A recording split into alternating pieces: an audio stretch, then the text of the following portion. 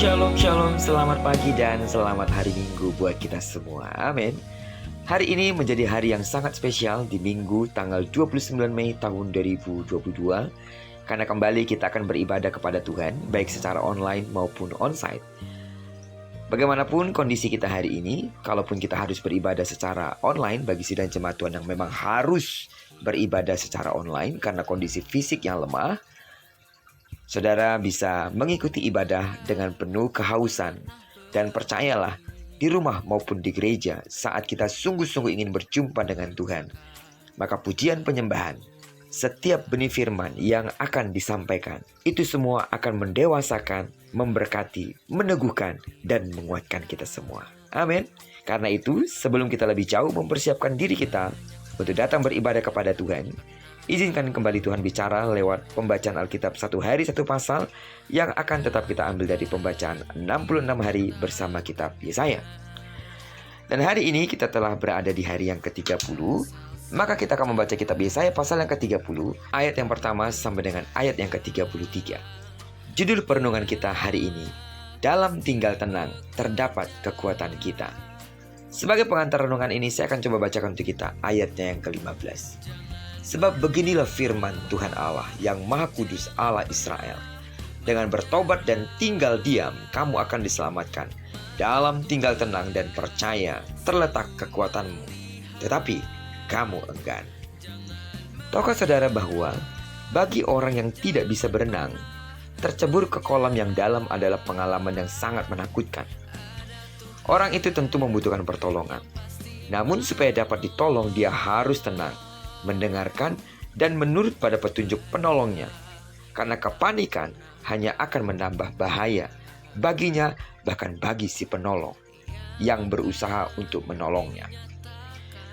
Yehuda sedang panik. Di tengah krisis, mereka sibuk mencari pertolongan dengan caranya sendiri. Mereka memutuskan untuk berlindung kepada bangsa lain yang mereka pikir lebih kuat daripada bangsa penyerang. Mereka mencari perlindungan kepada Mesir dan melupakan Allah. Padahal Allah menginginkan agar mereka tetap tenang dan percaya kepada firman-Nya. Firman Allah yang datang kepada mereka mengingatkan bahwa berharap kepada Mesir dan kekuatan perangnya hanya akan membuat mereka malu, sebab Mesir tidak akan berdaya menghadapi Asyur. Allah menyebut mereka sebagai anak-anak pemberontak. Sebab sekalipun mereka adalah anaknya, tetapi mereka tidak mau mendengarkan suaranya yang datang melalui nabinya. Justru mereka membungkam dan mengusir nabi itu.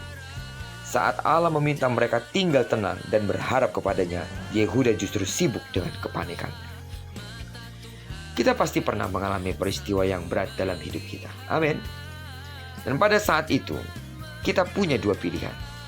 Pertama, kita bisa bereaksi terhadap kepanikan dan berpikir pendek mengenai penyelesaian masalah sesegera mungkin. Yang kedua, kita merespon dengan berhenti sejenak untuk menenangkan diri, berdoa, memohon pertolongan Allah, dan meminta hikmat-Nya. Tahukah saudara bahwa cara pertama akan mendorong kita untuk mengambil pilihan yang tidak cermat, bahkan tidak sesuai dengan kehendak Allah. Namun cara kedua akan memberi kesempatan kepada Allah untuk bekerja, menolong, dan membuat kita memiliki pikiran yang jernih, sehingga kita dapat memilah apa yang harus kita kerjakan sesuai dengan kebutuhan, agar kita bisa lepas dari persoalan kita. Jadi dengan pilihan yang ada itu, memilih tetap tenang dan percaya serta mengikuti kehendak Allah adalah pilihan yang terbaik.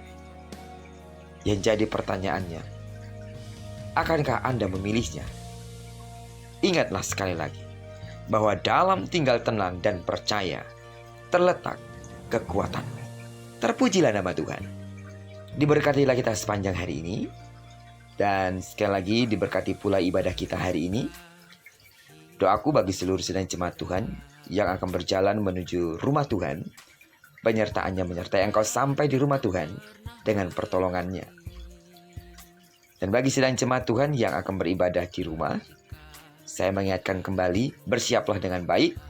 Seperti saudara mempersiapkan diri akan datang ke gereja, demikian saudara akan mempersiapkan diri saudara saat beribadah kepada Tuhan. Doaku bagi seluruh sidang jemaat Tuhan yang ambil bagian dalam pelayanan hari ini, juga dalam pengurapan Tuhan. Amin. Diberkatilah kita sepanjang hari ini dan digenapi firman-Nya yang berjanji bahwa apa yang dikerjakan tangan kanan dan tangan kiri kita dibuatnya berhasil. Kemanapun kaki kanan dan kaki kiri kita melangkah, terlebih ketika kita akan menuju rumah Tuhan, maka di sana kemuliaan Tuhan akan dinyatakan. Dan diberkatilah kita bersama dengan orang-orang yang kita kasihi, serta bersama dengan orang-orang yang kita cintai, dimanapun mereka berada. Terpujilah nama Tuhan. Shalom. Selamat hari Minggu.